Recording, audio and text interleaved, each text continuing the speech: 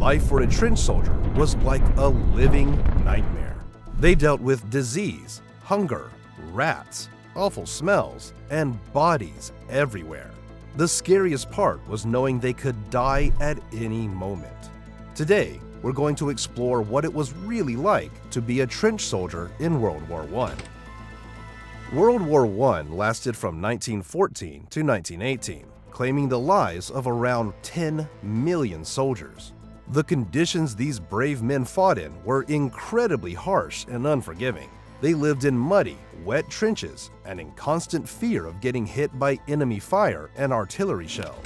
The conditions were filthy, with rats and lice everywhere, spreading diseases. Can you imagine? A typical trench was about 7 to 8 feet deep and wide enough for 2 men to pass. They were not straight lines, but zigzagged to limit damage from enemy fire and prevent the enemy from firing down the length of the trench if they breached it. Built with sandbags, wooden planks, and barbed wire, they provided some protection against bullets and shrapnel, but not much. The floor was often lined with duck boards to help soldiers avoid standing in water and mud, although this was not always effective. What about something as basic as sleep or going to the toilet? Well, sleeping in the trenches was a challenge. Soldiers slept in shifts, often in dugouts, which were small underground rooms carved into the sides of the trenches, and attending to nature's call was equally difficult. They had makeshift latrines, often just buckets or deep pits dug at the rear of the trenches. These were obviously unsanitary and unpleasant, as you can imagine. Being in a war trench means you are always living in fear of your life being taken. Soldiers were always on high alert due to enemy fire and artillery shells that could rain down without warning, sending deadly shrapnel everywhere. Snipers would appear out of nowhere and target any exposed soldier in sight. They had to avoid barbed wire during attacks, which was incredibly risky and could lead to serious injuries. And if the enemy didn't kill them, the awful conditions inside the trenches would. We are talking about muddy and waterlogged ground that often led to a condition called trench foot, a painful foot condition from prolonged exposure to wet, muddy trenches. During the wartime, soldiers had nothing but basic and often unappetizing food. But what choice did they have other than accepting whatever was available? In the grimy, unsanitary trenches, flies laid eggs on any perishable food they could find, leading to frequent maggot infestations. Instead of tossing out the contaminated meats, soldiers had to choke them down to avoid hunger. Some soldiers even saw maggots as a decent protein source and deliberately added them to soups and stews.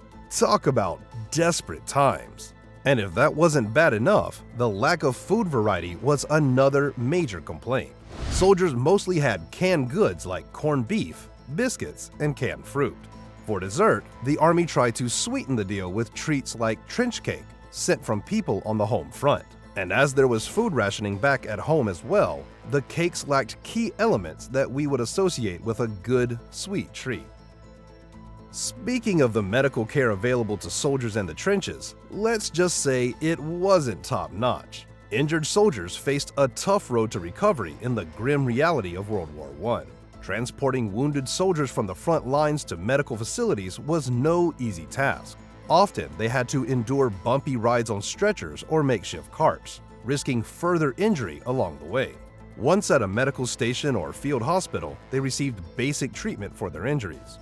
This typically included cleaning wounds, dressing them with bandages, and administering pain relief, if available. However, resources were limited, and more serious injuries often required amputation or surgery without anesthesia. Can you imagine the agony?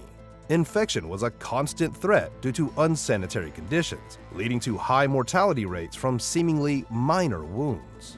Tackling such a harsh reality surely was enough for any human and soldier to need a break from the battlefield. But it wasn't a vacation at all. They typically served in rotations, with some time spent in the front lines and then a brief period of rest in reserve or support areas. These breaks could last anywhere from a few days to a couple of weeks, depending on the situation. During these rest periods, soldiers tried to recover from the physical and mental strain of combat. They might catch up on sleep, clean themselves and their equipment, and even indulge in some recreational activities if possible. And for many, the entertainment was occasionally visits to brothels. By the year 1918, about 1 million French soldiers had been treated for sexually transmitted diseases. Want to know more about how they spent their free time and what basic hygiene was like for them? I'm going to tell you all about it. But before we dive in, could you take a quick moment to hit like and subscribe? It's like giving me a virtual high five, and it really helps keep this channel going. Thanks a lot. Now back to the video. Wartime doesn't mean that it's raining bullets and bombs 24/7, and soldiers also face long periods of boredom. Can you imagine being stuck in a muddy ditch with nothing to do for hours or even days? When the fighting lulled, soldiers had to deal with endless waiting. To combat this boredom, soldiers found various ways to pass the time. They wrote letters to loved ones, pouring out their hearts and eagerly awaiting replies, reading whatever books or newspapers they could find, and played cards or other simple games. Some soldiers took up hobbies like drawing or writing poetry. They even had a trench magazine called The Wipers Times, filled with satirical articles, poems, and cartoons created by the soldiers themselves. The magazine was their way to boost the troops' morale in such dark conditions. Music also played a big role, with soldiers breaking out their harmonicas and singing songs or playing makeshift instruments to lift their spirits. Of course, there were moments of absolute boredom too, leading to impromptu games of mud wrestling or trench Olympics to keep things lively. Despite their own ways to kill their time, soldiers did face some serious psychological strain due to the constant danger-filled environment. Day after day, the soldiers lived in constant fear and anxiety, surrounded by the horrors of war. The loud noise and bangs of artillery shells, the deafening gunfire, and the sight of fallen comrades who were often friends left deep scars on their minds. They really did witness unimaginable violence and death, leading to a condition then known as shell shock, which we now understand as PTSD. The sense of isolation and helplessness compounded their suffering. Many had constant nightmares, even years after the war ended, and many struggled with depression, anxiety, and hopelessness. The mental wounds they carried were just as severe as their physical injuries, leaving a lasting impact on their lives. Life in the trenches exposed soldiers to incredibly harsh weather conditions, adding to their overwhelming challenges. Imagine enduring freezing winters and scorching summers with little protection. During the cold months, soldiers faced bitter frost and snow, often without adequate clothing or shelter. Frostbite was a constant threat, leading to severe injuries or amputations. In the rainy seasons, trenches would flood, turning them into muddy swamps. Summer brought their own problems, with soaring temperatures making the wool uniforms unbearably hot. The lack of shade and fresh water made dehydration and heat stroke real dangers. Communication in World War I trenches was a significant challenge. Soldiers couldn't just pick up a phone or send a quick message. Instead, they relied on runners. Who? Runners were brave individuals who sprinted through dangerous territory to deliver messages by hand between command units. These runners faced enemy fire, shelling, and treacherous terrain, making their job incredibly risky. Field telephones were used, but the lines were often damaged by artillery fire, requiring constant repairs. Wireless radios were in their infancy and bulky, limiting their effectiveness. For long-distance communication, soldiers wrote letters, but these took weeks to reach their destinations, leaving families anxiously waiting for news.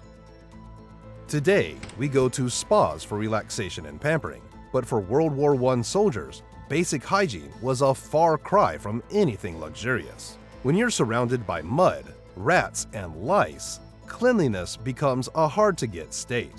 Having a long shower or bathing was a dream.